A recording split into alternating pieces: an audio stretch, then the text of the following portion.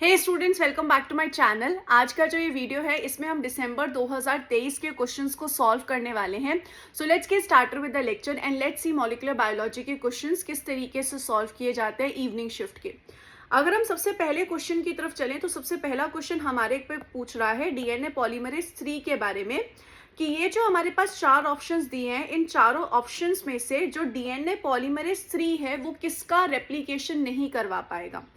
अगर हम नॉर्मली चीजें समझने की कोशिश करें, अगर किसी भी डीएनए पॉलीमरेज को रेप्लिकेशन करवाना है तो उसके लिए बहुत ज्यादा जरूरी है कि फ्री 3' OH प्रेजेंट होना चाहिए, तभी वो यहाँ पर रेप्लिकेशन करवा सकता है। फ्री 3' OH का मतलब क्या है कि जैसे कि समझे यहाँ पर ये 3' OH जो है वो फ्री है, तो यहाँ पर डीएनए पॉलीमरेज 3 क्या करवा सकता है, इसका रेप्लिकेशन करवा सकता है। जैसे कि फर्स्ट ऑप्शन में यहाँ पर आप देख सकते हो 3' OH फ्री है, तो इस कंडीशन में 3' OH को आगे ले जाया जा सकता है और रेप्लिकेशन करवाई जा सकती है। सो ए ऑप्शन का रेप्लिकेशन हो सकता है। ये पूछ रहा है किसका रेप्लिकेशन नहीं करवाया जा सकता। ऐसे ही सेकेंड ऑप्शन में भी 3' OH प्रेजेंट है, तो इसका भी रेप्लिकेशन हो सकता है, तो सेकेंड ऑप्शन भी नहीं होगा। इससे मुझे पता चल गया कि यहाँ पर सी ऑप्शन का तो पक्का रेप्लिकेशन नहीं हो सकता है, क्योंकि सी ऑप्शन में यहाँ पे 5' फॉस्फेट और 5' फॉस्फेट प्रेजेंट है। और इसके अलावा यहाँ पर थर्ड और फोर्थ दोनों ही ऑप्शन में क्या दिया हुआ है, सी ऑप्शन दे ही रखा है, तो सी ऑप्शन तो पक्का मेरे को पता चल गया कि ये एज अ सबस्ट्रेट एक्ट नहीं कर सकता। अब लास्ट ऑप्शन मेरे पास कौन सा बचा है, लास्ट ऑप्शन मेरे पास बचा है डी ऑप्शन। डी ऑप्शन में अगर हम यहाँ पर ध्यान से देखें तो इन्होंने यहाँ पर क्या लगा रखा है, कट लगा रखा है। अगर एक कट लगाएंगे तो इस कट की वजह से 5' फॉस्फेट और 3' OH प्रेजेंट है। अगर न्यूक्लियोटाइड निकला भी है तो सिर्फ एक न्यूक्लियोटाइड को फिल यहाँ पर डीएनए पॉलीमरेज 1 करता है, डीएनए पॉलीमरेज 3 नहीं करता। तो यहाँ पर जो डी ऑप्शन है, ये वाला जो डी है, ये भी क्या नहीं होगा, डीएनए पॉलीमरेज 3 का सबस्ट्रेट नहीं होगा। सो यहाँ पर सी और डी ऑप्शन डीएनए पॉलीमरेज का सबस्ट्रेट नहीं है, तो यहाँ पर सी ऑप्शन जो होगा वो बिल्कुल करेक्ट होगा। तो यहाँ पर अगर हम अगले क्वेश्चन की तरफ रुक करें तो अगला क्वेश्चन भी यहाँ पर दिसंबर 2023 में इवनिंग शिफ्ट में आया हुआ है। क्वेश्चन यहाँ पर आपसे पूछ रहा है बेसिकली जो आरएनए एडिटिंग होती है उसके बारे में आपसे पूछ रहा है, और इनमें आपसे पूछा जा रहा है कि सारे करेक्ट स्टेटमेंट्स कौन कौन से हैं। तो यहाँ पर इस चीज को समझने के लिए हमें पहले पता होना चाहिए कि बेसिकली आरएनए एडिटिंग होती क्या है।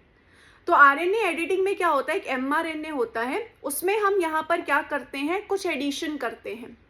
ये जो एडिशन होता है वो बेसिकली एक न्यूक्लियोटाइड का होता है जिसका नाम है यूरेसिल। यूरेसिल जो न्यूक्लियोटाइड है उसका यहाँ पर इंसर्शन किया जाता है या उसका यहाँ पर डिलीशन किया जाता है। एमआरएनए में यूरेसिल न्यूक्लियोटाइड का या तो इंसर्शन किया जाएगा या फिर उसका डिलीशन किया जाएगा। और ये सब करने के लिए हमें यहाँ पर एक आरएनए चाहिए होता है जिसका नाम होता है गाइड आरएनए। गाइड आरएनए को यूज करके इस एमआरएनए में यूरेसिल न्यूक्लियोटाइड का एडिशन और डिलीशन किया जाता है। तो इसमें ये आपसे पूछ रहे हैं कि जो आरएनए एडिटिंग है इससे रिलेटेड आप करेक्ट स्टेटमेंट बताइए। सबसे पहले पूछ रहा है आरएनए एडिटिंग कैन ऐड और remove uracil from the target mRNA.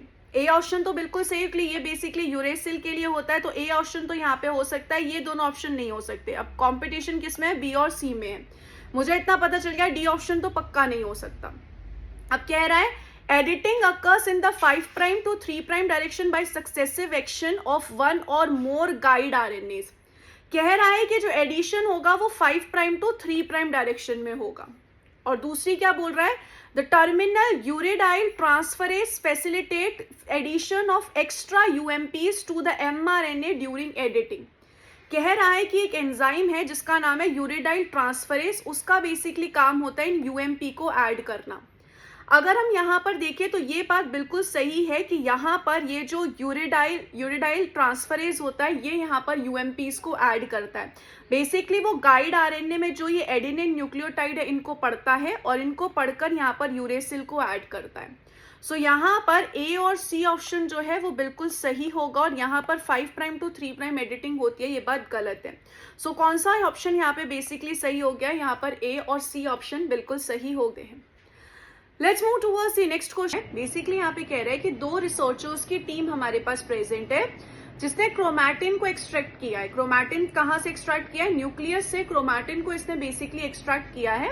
और एक्सट्रैक्ट करने के बाद ये देखा कि जो अपनी टीम 1 है उसके पास यहाँ पे क्रोमैटिन ऐसा मिल रहा है जैसे कि बीट्स ऑन स्ट्रिंग होते हैं, और वहीं जो टीम 2 है उसने जो क्रोमैटिन एक्सट्रैक्ट किया है वो क्रोमैटिन ऐसे लग रहा है कि जैसे कि कंडेंस्ड फाइबर है 30 नैनोमीटर डायमीटर का। तो यहाँ पर बेसिकली हम ये कह सकते हैं कि जो टीम 2 है उसको ज्यादा कंडेंस्ड फॉर्म में हमें हमारा जो डीएनए वो मिला है, और टीम 1 को लेस कंडेंस्ड फॉर्म में मिला है। कंडेंस्ड का मतलब क्या है कि देखो, जब डीएनए पैकेज होता है ना, जब डीएनए की पैकेजिंग होती है तो उस टाइम में डीएनए एक के बाद एक पैक होता जाता है। आप इसको इस तरीके से समझ सकते हैं कि आपके पास एक पेपर है, तो एक पेपर को आप और फोल्ड करे जा रहे हो, तो वो और पैक हुए जा रहा है। तो यहाँ पर जो शुरू में अगर बीट्स ऑन स्ट्रिंग वाली केस मिल रहा है तो उसमें डीएनए कैसा है, लेस पैक्ड है, और वहीं जब उसे यहाँ पर इस तरीके का स्ट्रक्चर मिल रहा है 30 नैनोमीटर का, तब वो यहाँ पर कैसा है, उस कंडीशन में वो यहाँ पर मोर पैक्ड है। उस कंडीशन में ये मिल रहा है मोर पैक्ड कंडीशन में। तो ये पूछ रहे हैं इसका रीजन क्या है, what is the exact reason कि यहाँ पर इस कंडीशन में ये ज्यादा पैक्ड है और इस कंडीशन में ये लेस पैक्ड है। अगर हम यहाँ पर देखें, बेसिकली पैकेजिंग के लिए रिस्पॉन्सिबल क्या होता है, बेसिकली पैकेजिंग के लिए रिस्पॉन्सिबल होता है हिस्टोन प्रोटीन और डीएनए। बेसिकली हिस्टोन प्रोटीन के अराउंड डीएनए जो है हमारा पैक होता है। सो अगर हम यहाँ पर समझने की कोशिश करें, फर्स्ट ऑप्शन यहाँ पे क्या कह रहा है कि जो टीम 1 है उसने जो आइसोलेट किया होगा वो लो आयोनिक स्ट्रेंथ में किया होगा, लो आयोनिक स्ट्रेंथ बफर में किया होगा। वहीं जो टीम 2 है उसने फिजियोलॉजिकल आयोनिक स्ट्रेंथ में किया होगा। फिजियोलॉजिकल आयोनिक स्ट्रेंथ यानी कि ऐसी स्ट्रेंथ जो हमारी बॉडी में, यानी कि ऐसा सॉल्ट का कॉन्सेंट्रेशन जो हमारी बॉडी में प्रेजेंट रहता है। फर्स्ट ऑप्शन ये कह रहा है। सेकेंड ऑप्शन उसका पूरा उल्टा बोल रहा है कि टीम 1 ने फिजियोलॉजिकल आयोनिक स्ट्रेंथ में किया होगा, टीम 2 ने लो आयोनिक स्ट्रेंथ में किया होगा। सी ऑप्शन यहाँ पे बोल रहा है कि टीम 2 ने न्यूक्लियर आइसोलेशन मेथड जो यूज किया वो एप्रोप्रिएट नहीं था, जिसकी वजह से कोई कंटामिनेशन हो गया है, जिसकी वजह से क्रोमैटिन जो है वो इस तरीके का दिख रहा है। एंड डी कंडीशन में बोल रहा है टीम 1 क्रोमैटिन जो है वो यहाँ पर क्या हो गया, वो यहाँ पर थोड़ा सा टीम 1 का क्रोमैटिन टूट गया है आइसोलेशन की वजह से, इसकी वजह से वो इस तरीके का दिख रहा है। चलिए देखते हैं। सबसे पहले अगर हम यहाँ पर देखें, दोनों ही फॉर्म डीएनए की पैकेजिंग में बनते हैं, तो ये वाली जो कंटामिनेशन वाली बात है ये तो बिल्कुल गलत है, क्योंकि दोनों ही फॉर्म बिल्कुल नेचुरली प्रेजेंट होती है जब डीएनए पैक होता है। दूसरी चीज यहाँ पर ये वाली बात भी गलत है कि उसका जब आइसोलेशन हो रहा था तो उसका कोई ब्रेक हो गया, ऐसा कुछ भी नहीं होता। नेचुरल फॉर्म में ये दोनों प्रेजेंट है, पहले ये फॉर्म आती है फिर ये और ज्यादा पैक होती है तब ये वाली फॉर्म आती है।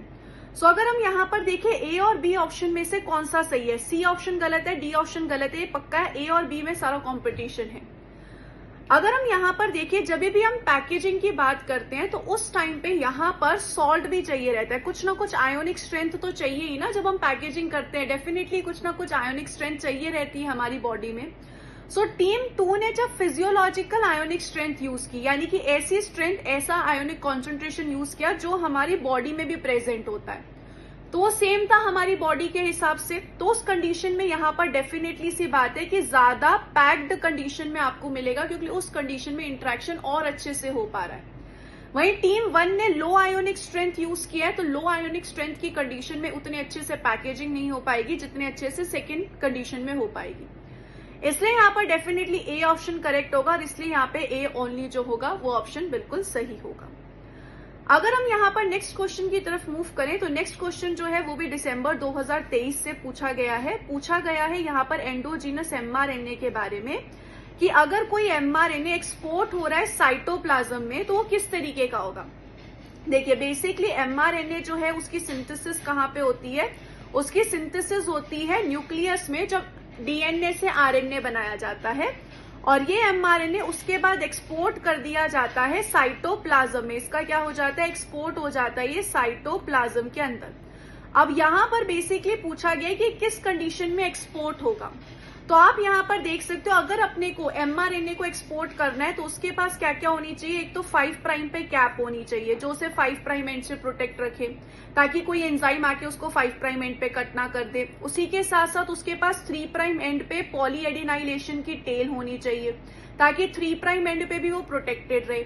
इसी के साथ साथ जो एमआरएनए उसकी प्रॉपर स्प्लाइसिंग होनी चाहिए, ताकि यहाँ पर जो इंट्रॉन है वो प्रेजेंट ना हो, सिर्फ एक्सॉन प्रेजेंट हो।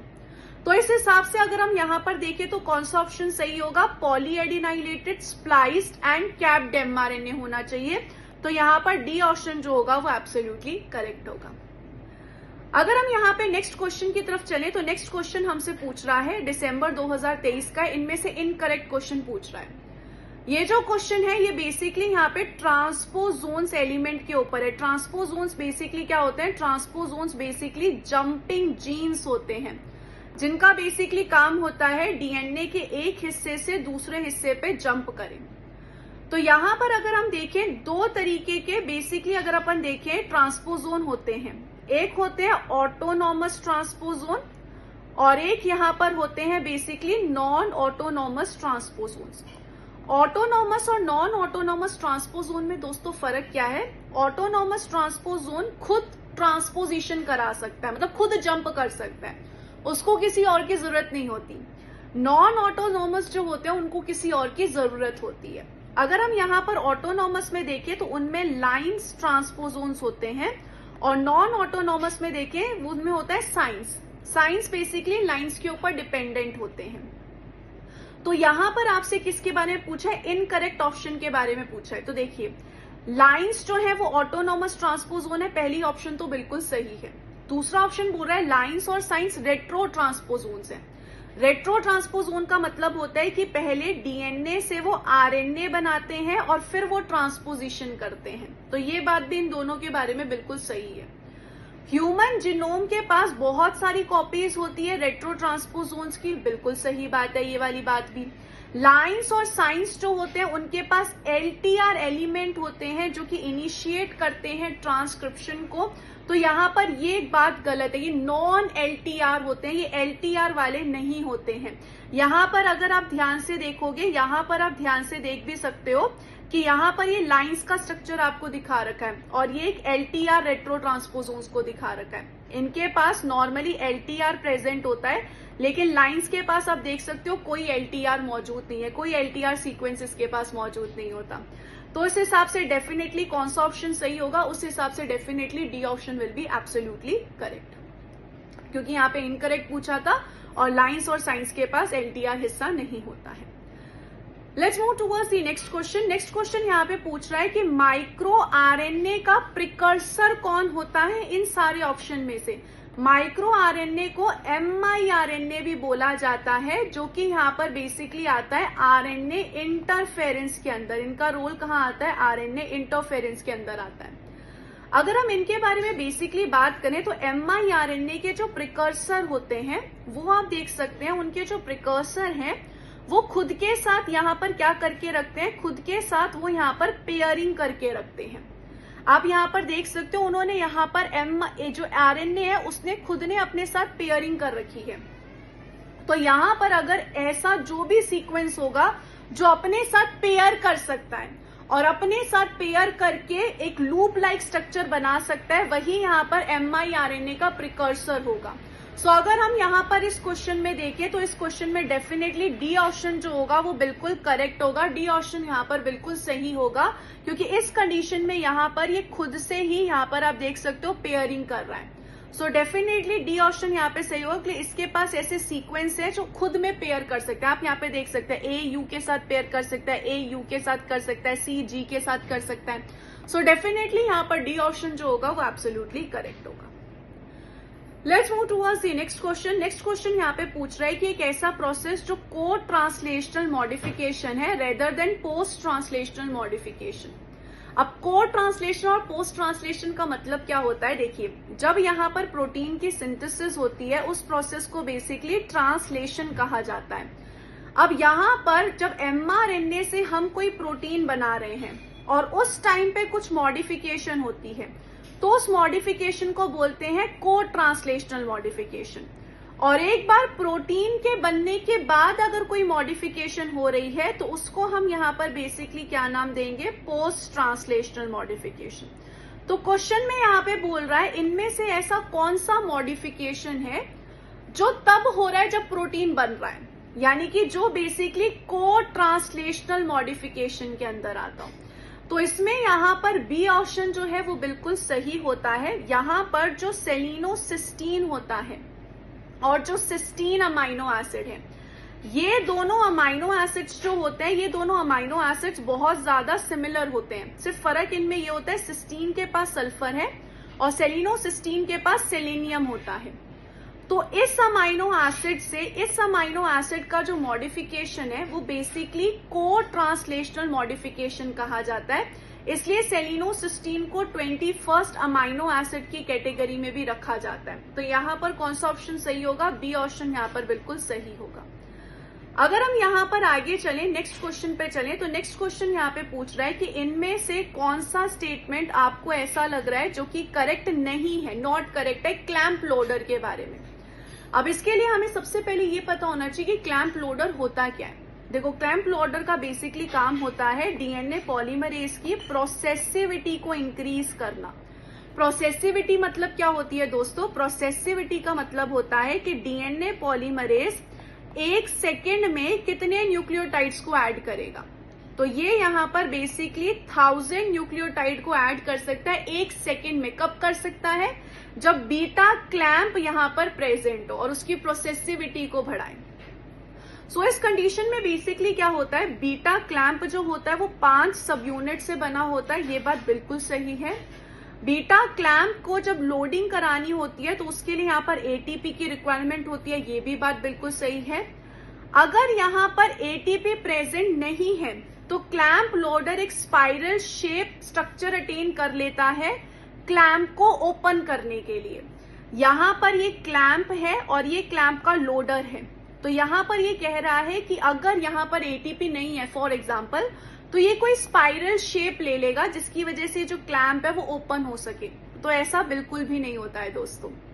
नेक्स्ट है, the clamp loader and the DNA polymerase compete for the same C terminal for the clamp. देखिए, यहाँ पर ये क्लैंप है, इसके ऊपर ये लोडर आता है जो एटीपी को यूज करके इस क्लैंप लोडर को ओपन करता है।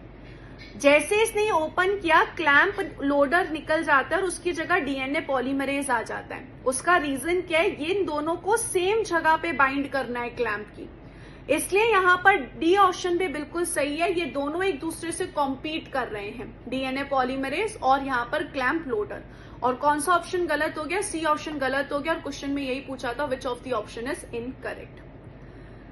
Let's move towards the next question. Next question जो है वो हमारा बेसिकली है रिपेयर सिस्टम से। बिल्कुल डायरेक्ट क्वेश्चन यहाँ पे रिपेयर सिस्टम से पूछा गया है। बेसिकली जो क्वेश्चन है वो बेस एक्सटीशन रिपेयर से आपसे पूछा गया है। क्वेश्चन में यहाँ पर आपसे पूछा गया कि इनमें से कौन सी ऐसी स्टेटमेंट है जो सारी करेक्ट है। सबसे पहले यहाँ पे बोला गया है कि जो बेस एक्सटीशन रिपेयर है उसको डीएनए ग्लाइकोसाइलेज के साथ शुरू किया जाता है, जो कि यहाँ पर एक बेस को एक डैमेज्ड बेस पेयर से निकालता है, क्लिप आउट करता है। यहाँ पर आप इस चीज को देख सकते हो, ये ग्लाइकोसाइलेज है। ये यहाँ पर आप देख सकते हो अपना पूरा न्यूक्लियोटाइड प्रेजेंट है। ग्लाइकोसाइलेज न्यूक्लियोटाइड में से जो नाइट्रोजनस बेस है उसको रिमूव कर रहा है। आप यहाँ पर इस चीज को देख भी सकते हो, यहाँ पर कट लगा के सिर्फ ये जो आपका न्यूक्लियोटाइड है उसको रिमूव कर रहा है इस पूरे नाइट्रोजनस बेस से। आई एम सो सॉरी, ये पूरे न्यूक्लियोटाइड से सिर्फ इसी बेस को रिमूव कर रहा है। सो अगर हम यहाँ पर देखें, BR process begins with a DNA glycosylase, जो कि यहाँ पर बेस को रिमूव करता है। अगला देखते हैं, इन बैक्टीरिया डीएनए पॉलीमरेज 3 जो है वो गैप को फिल करता है। तो यहाँ पर डीएनए पॉलीमरेज 3 नहीं, फाइनली डीएनए पॉलीमरेज 1 आके गैप को फिल करता है। जो यहाँ पर गैप बनता है उसको डीएनए पॉलीमरेज 1 आके फिल करता है। सो यहाँ पर मुझे इतना तो समझ में आ गया कि बी ऑप्शन तो पक्का गलत है, इसको तो मैं कट कर दूंगी, इसको कट कर दूंगी। इससे ए ऑप्शन तो पक्का सही है। तो हमने देख भी लिया, डीएनए ग्लाइकोसाइलेज जो है वो यहाँ पर बेसिकली जो नाइट्रोजनस बेस है उसको रिमूव करता है। अगर हम यहाँ पर देखें तो बोल रहा है eukaryotic a purine a pyrimidine endonuclease perform proofreading activity, या फिर APE1 possesses 5' to 3' exonuclease activity. तो यहाँ पर अगर आप देखोगे तो APE जो है वो एक एंडोन्यूक्लियस होता है और वो यहाँ पर कैसे एक्ट करता है? एज अ एंडोन्यूक्लियस की तरह एक्ट करेगा, ना कि एक एक्सोन्यूक्लियस की।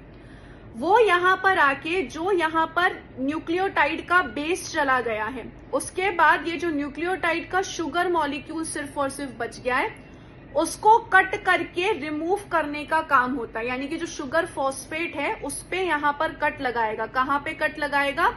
एक जगह पे आके कट लगाएगा। और एपी एंडोन्यूक्लियस क्यों है? क्योंकि वो यहाँ पर बीच में आके कट लगाता है। तो यहाँ पर डेफिनेटली कौन सा ऑप्शन सही होगा? ए और सी ऑप्शन करेक्ट होगा, ना कि डी ऑप्शन, उसके पास एक्सोन्यूक्लियस एक्टिविटी मौजूद नहीं है।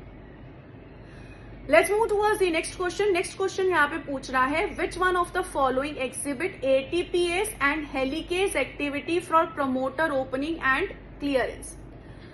अगर हम यहाँ पर देखें, जब ट्रांसक्रिप्शन का प्रोसेस चलता है उस टाइम पे यहाँ पर प्रमोटर की हमें क्या करवानी पड़ती है? प्रमोटर की ओपनिंग और क्लियरेंस करवाना पड़ता है। यहाँ पर बेसिकली आरएनए पॉलीमरेज को उसकी एक्टिविटी गेन करवानी पड़ती है ताकि वो यहाँ पर डीएनए को रीड करके एमआरएनए की सिंथेसिस कर सके। तो इन सभी कंडीशंस के लिए बेसिकली कौन रिस्पॉन्सिबल होता है? ट्रांसक्रिप्शन फैक्टर एच रिस्पॉन्सिबल होता है। सो ट्रांसक्रिप्शन फैक्टर एच जो है वो यहाँ पर बेसिकली इन सभी चीजों के लिए रिस्पॉन्सिबल होता है। उसी के पास हेलिकेज एक्टिविटी होती है जो डबल स्ट्रैंड डीएनए को खोलेगा शुरुआत में, और इसी के पास एक्टिविटी होती है कि आरएनए पॉलीमरेज को एक्टिवेट कराए और प्रमोटर क्लियरेंस करवाए। नेक्स्ट क्वेश्चन यहाँ पे पूछ रहा है ट्राई एसएन आरएनपी पार्टिकल्स के बारे में। ये कब आते हैं? जब यहाँ पर हम स्प्लाइसिंग करते हैं आरएनए की ताकि उसमें से इंट्रॉन निकाला जाए और सिर्फ एक्सॉन उनके पास रहे, तब ये चीज आती है। तो इस कंडीशन में अगर आप यहाँ पर देखोगे U5, U6 और U4 ये तीनों के तीनों किस तरीके से वर्क करते हैं?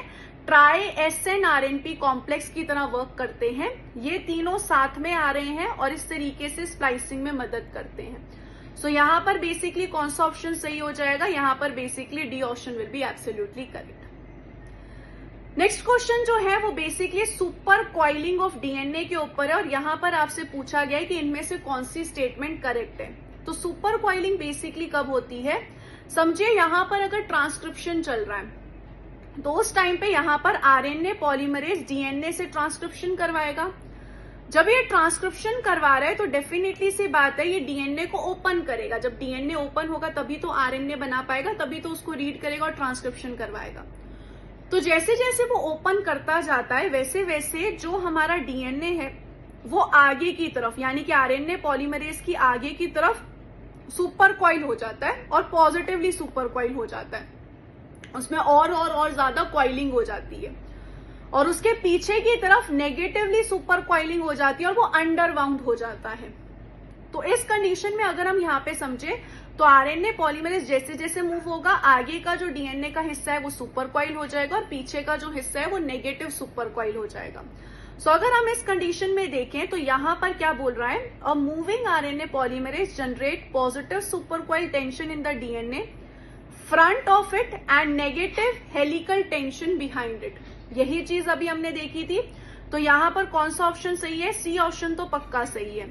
सी ऑप्शन जैसे ही पक्का सही है मैं इसको कट कर दूंगी, इसको कट कर दूंगी। इससे मुझे पता चल गया बी ऑप्शन भी पक्का करेक्ट है। कह रहा है circular DNA found in mitochondria, bacteria, viruses are invariably negatively super coiled. वो यहाँ पर नेगेटिवली सुपर कॉइल्ड फॉर्म में रहते हैं। और इसके अलावा बोला गया है कि human topoisomerase 2 makes a transient break in single strand of duplex DNA which rotates around a phosphodiester bond in the intact strand to relax the supercoiled DNA। कह रहा है डीएनए पॉलीमरेज 2 एक सिंगल स्ट्रैंडेड डीएनए पे एक single strand पे सिर्फ cut लगाएगा, एक स्ट्रैंड पे कट लगाएगा, इसको रोटेट करेगा और रोटेट करने के बाद सुपर कॉइल को रिलैक्स कर देगा। तो डीएनए पॉलीमरेज 2 जो है वो यहाँ पर एक स्ट्रैंड पे नहीं दोनों स्ट्रैंड पे कट लगाएगा। सो यहाँ पर सी ऑप्शन गलत हो गया और डी ऑप्शन यहाँ पर बिल्कुल करेक्ट होगा, क्योंकि इन तीनों के डीएनए कैसे होते हैं? नेगेटिवली सुपर कॉइल होते हैं नॉर्मली, और ये वाली बात भी बिल्कुल सही है। तो बी और सी स्टेटमेंट बिल्कुल सही हो गया। नेक्स्ट क्वेश्चन की तरफ अगर हम यहाँ पे चलें तो नेक्स्ट क्वेश्चन यहाँ पे पूछ रहा है कि जो टीआरएनए है उसकी चार्जिंग करवाई जाती है। कहने का मतलब है टीआरएनए के ऊपर अमाइनो एसिड्स को लाया जाता है और वो इंटरैक्ट भी करता है एमआरएनए के साथ भी, वो इंटरैक्ट करता है, मतलब टीआरएनए एक अमाइनो एसिड के साथ भी इंटरैक्ट करता है और एमआरएनए के साथ भी इंटरैक्ट करता है। तो वो कैसे करता है? अगर हम टीआरएनए के स्ट्रक्चर में देखें तो टीआरएनए के स्ट्रक्चर में, आई एम सो सॉरी, इस तरीके से यहाँ पर टीआरएनए के स्ट्रक्चर में एक 3 प्राइम एंड होता है। इस तरीके से इसके स्ट्रक्चर में एक 3 प्राइम एंड है। तो ये जो 3 प्राइम एंड है वो बेसिकली यहाँ पे अमाइनो एसिड से इंटरैक्ट करता है। और यहाँ पर ये जो इसकी एंटी कोडोन लूप है वो बेसिकली यहाँ पर किसके साथ इंटरैक्ट करती है? वो बेसिकली यहाँ पर एमआरएनए के साथ इंटरैक्ट करती है। तो अमाइनो एसिड किसके साथ होगा? 3 प्राइम एंड के साथ। और यहाँ पर जो एमआरएनए के साथ इंटरैक्ट करेगा वो कौन करेगी? एंटी कोडोन लूप करेगी। यहाँ पर आप इस चीज को बहुत अच्छे से, इस चीज को आप देख भी सकते हो, 3 प्राइम एंड पे अमाइनो एसिड आ रहा है और यहाँ पर एंटी कोडोन वाली साइड पे एमआरएनए आ रहा है। सो इस तरीके से यहाँ पर ये सारे हमारे क्वेश्चंस थे स्टूडेंट्स। आई होप आपको बहुत हेल्प करे होंगे आज के जितने भी क्वेश्चंस मैंने सॉल्व करवाए। अगर आपको मेरे साथ पूरे पढ़ना है हमारे दिसंबर के लिए या फिर अगले साल के लिए, तो आप बंसल बायोलॉजी ऐप डाउनलोड कर सकते हैं और बंसल बायोलॉजी पे आके ज्वाइन कर सकते हैं और मेरे साथ पढ़ सकते हैं। Wish you all the very best guys, take care of yourself, thank you so much.